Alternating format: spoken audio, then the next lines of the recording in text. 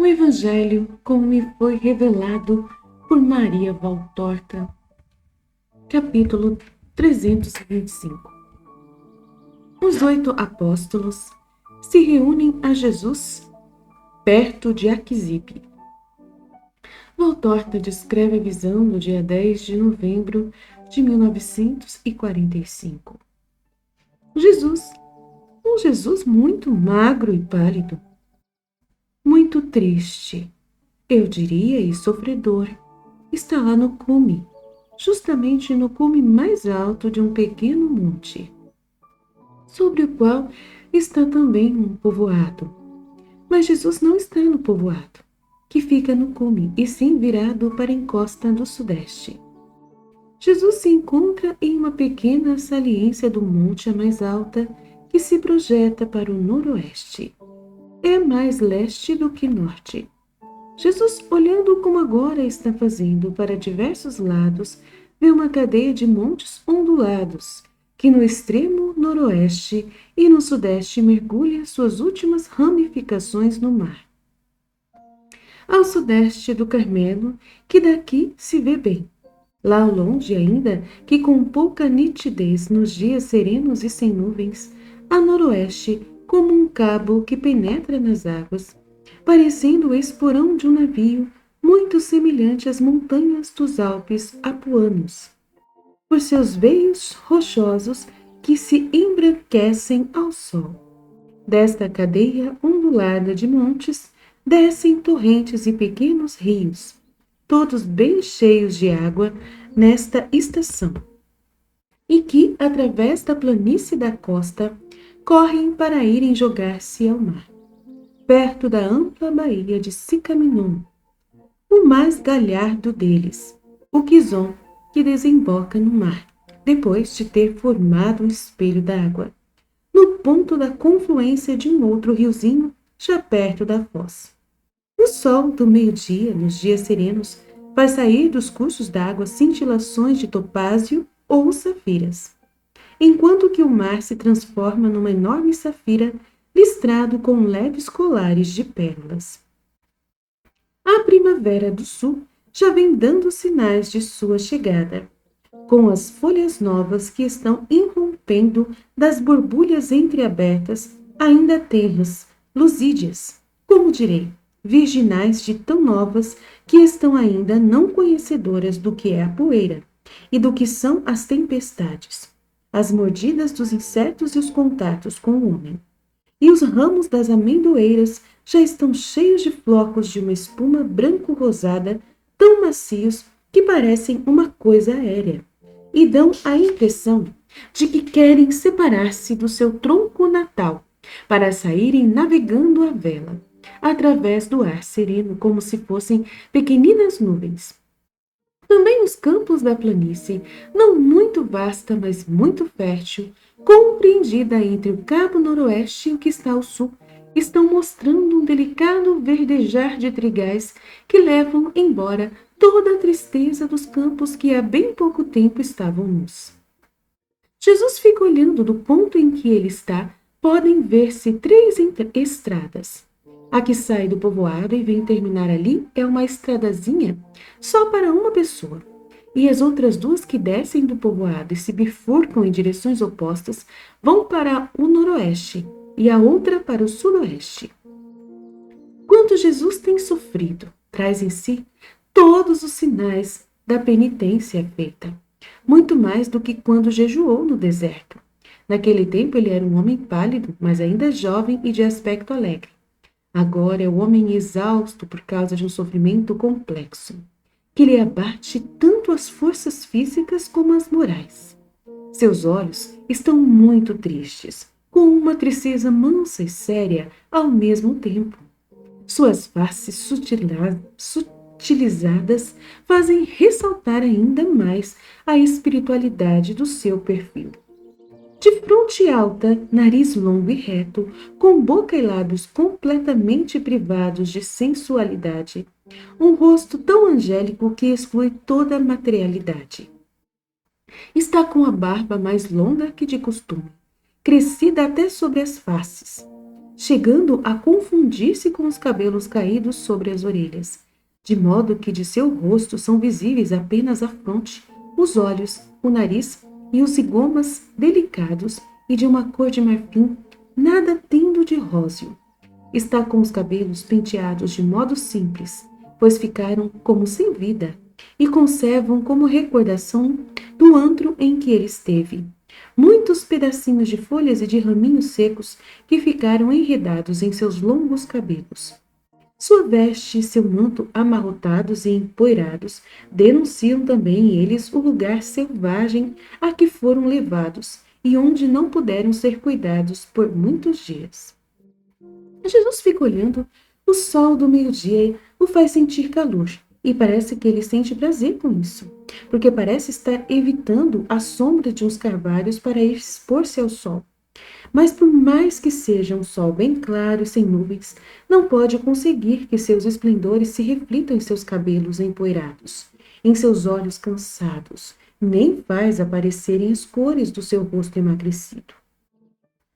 Não é o sol que o restaura, nem lhe aviva as cores, mas sim é a vista dos seus caros apóstolos, que vem subindo, gesticulando e olhando para o povoado, da estrada que vem do noroeste e que é a mais plana. Então vem a metamorfose.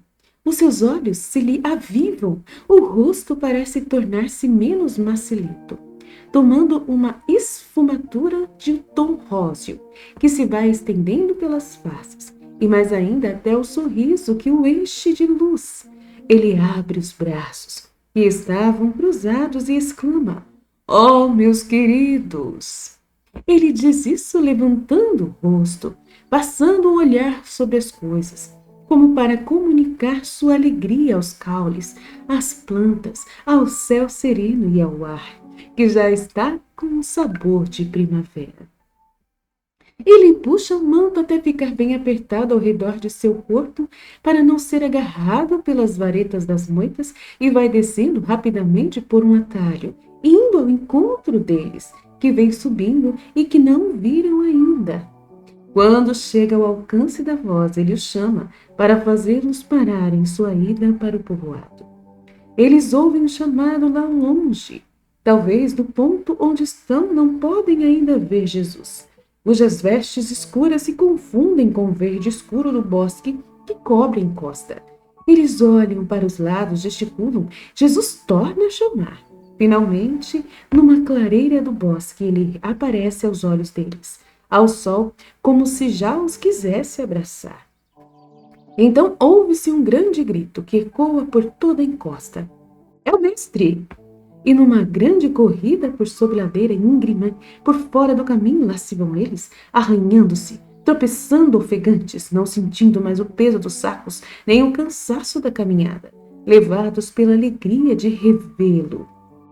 Naturalmente, os primeiros a chegar são os mais jovens, mais ágeis, isto é, os 2 filhos de Alfeu.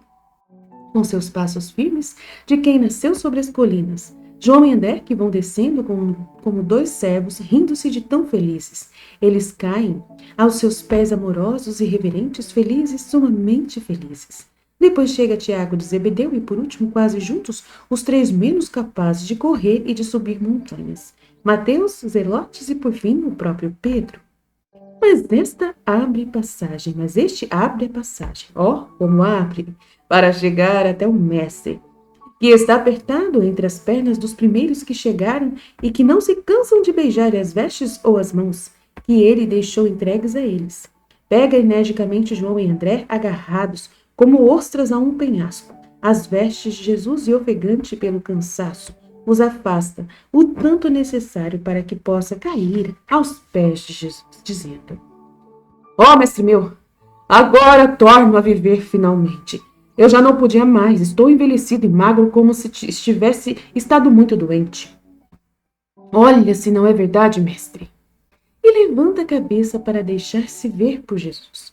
Contudo, ao fazer isso, vê como Jesus está mudado e põe-se de pé gritando: "Mestre, mas o que foi que fizeste? Ó tolos, olhai só, não estás vendo nada? Jesus esteve doente." "Mestre, mestre meu, que foi que te aconteceu? Dize-o ao teu Simão." Nada, amigo. Nada? Com esse rosto? Então te fizeram mal? Nada disso, Simão. Não é possível. Ou estiveste doente ou foste perseguido. Eu estou vendo. Eu também. Também eu estou te vendo, muito emagrecido, envelhecido de fato, porque então estás assim? Pergunta sorrindo o Senhor ao seu Pedro, que o está perscrutando como se quisesse descobrir a verdade pelos cabelos, pela pele e pela barba de Jesus. Mas eu sofri, eu não nego. Acreditas que tenha sido agradável ficar vendo aquela grande dor? Tu disseste. Eu também sofri aqui pelo mesmo motivo. Terá sido mesmo só por isso, Jesus? Pergunta compadecido e afetuoso Judas de Alfeu. Pela dor, sim, meu irmão. Pela dor causada pela necessidade de mandar embora. E pela dor de ter sido obrigado a fazer isso, né? Por eu te peço silêncio. Para mim é mais querido o silêncio a respeito de minha ferida do que qualquer outra palavra que queira consolar-me. Dizendo, eu sei o que sofreste. Afinal, ficai todos sabendo. Eu sofri por muitas coisas, e não só por isto. E se Judas não me tivesse interrompido, eu teria dito. Jesus está muito sério ao dizer isso e todos ficam atemorizados. Mas Pedro é o primeiro a retomar a palavra e pergunta: E onde estiveste, mestre? Que fizeste? Eu estive em uma gruta rezando, meditando, para fortificar o meu espírito, para conseguir a fortaleza para vós em vossa missão, pois João é sinte em seu sofrimento. Mas onde estiveste? Onde? Sem roupa, sem dinheiro? Como foi que viveste? Simão está agitado. Em uma gruta eu não precisava de nada. E a comida, e o fogo, a cama, tudo, afinal, eu esperava que fosses pelo menos hospedar-te como peregrino que perdeu o caminho em Jeftael ou em outro lugar. Afinal, em alguma casa, isso já me dava um pouco de paz de pensar. Mas então, dizei, vós se não era o meu tormento ficar pensando que ele estava sem roupas, sem comida e sem meios de consegui-la e, sobretudo, sem isto que é a vontade de ir procurá-la. Ah, Jesus, isso não devias ter feito e não o farás nunca mais. Eu não te deixarei mais sozinho nem por uma hora. Eu vou coser-lhe a tua veste para ir atrás de ti como se fosse a tua sombra. Quer queiras, quer não. Só ficarei separado de ti se eu morrer. Ou se eu morrer. Oh, tu? Não! Tu não deves morrer antes de mim. Não digas isso. Será que me queres ver completamente triste? Não, pelo contrário. Eu quero estar contigo, com todos, alegrar-me nesta hora que me torna a trazer os meus queridos aos meus prediletos amigos. Para mim, vede, eu já me sinto melhor só porque o vosso amor sincero me alimenta, me aquece, me consola muito. E ele os acaricia um por um, enquanto os rostos deles brilham com um sorriso feliz e seus olhos reluzem e tremem seus lábios de tanta emoção por aquelas palavras. E eles perguntam: É verdade, senhor? É mesmo assim, mestre? Somos assim por ti tão queridos? Sim, sois tão queridos assim. Tendes alimento convosco?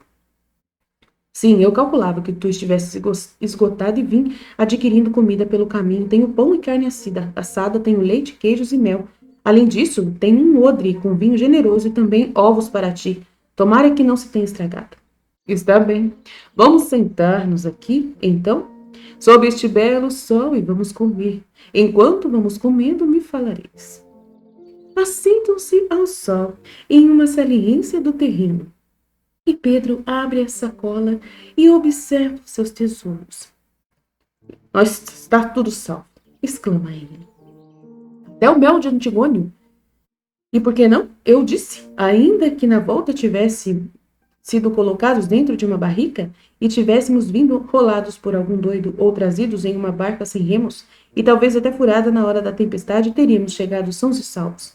Mas na ida, eu sempre mais me convenço de que antes era o demônio que nos criava obstáculos para não nos deixar acompanhar aqueles pobrezinhos. É verdade. Agora ele não tinha mais aquele motivo. Confirma os relotes. Mestre, tu fizeste penitência por nós? Pergunta João, que até se esquece de comer para ficar contemplando Jesus. Sim, João.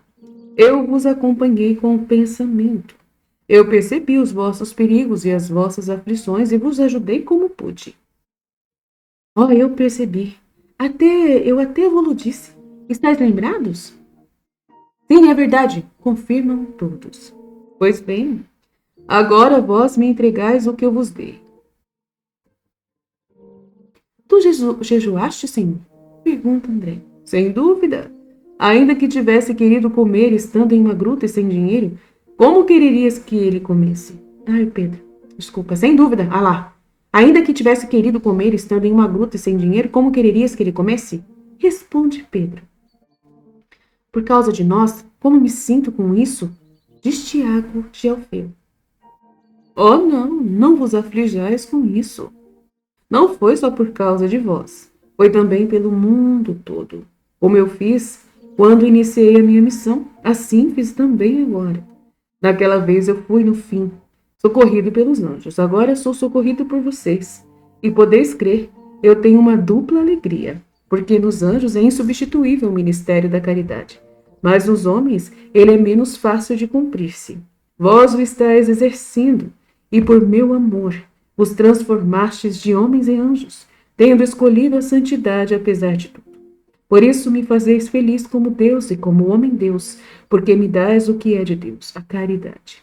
E me dais o que é do Redentor, a vossa elevação à perfeição. Isto me vem de vós e é mais nutritivo do que qualquer alimento. Também naquele tempo no deserto eu fui nutrido pelo amor após o jejum, e por ele fui restaurado. Assim acontece agora. Todos nós tivemos que sofrer, eu e vocês, mas não foi um sofrimento inútil. Eu creio, eu sei que esse sofrimento vos ajudou mais do que um ano inteiro de ensinamento. A dor, a meditação sobre o que pode fazer de mal o homem a um seu semelhante, a piedade, a fé, a esperança que tivestes que exercitar, e estando sozinhos vos fizeram amadurecer como meninos que se tornaram homens. Oh, sim, eu me tornei mais velho. Não serei mais o Simão de Jonas que eu era quando partimos. Compreendi como é dolorosa, cansativa em sua beleza a nossa missão. Suspira Pedro. Pois bem, agora que estamos aqui juntos, contai-me. Fala tu, Simão. Tu sabes melhor do que eu, diz Pedro a Zelotes. Não, tu, como valoroso chefe, conta por todos, responde o outro. E Pedro começa dizendo como introdução. Mas vocês me ajudaram.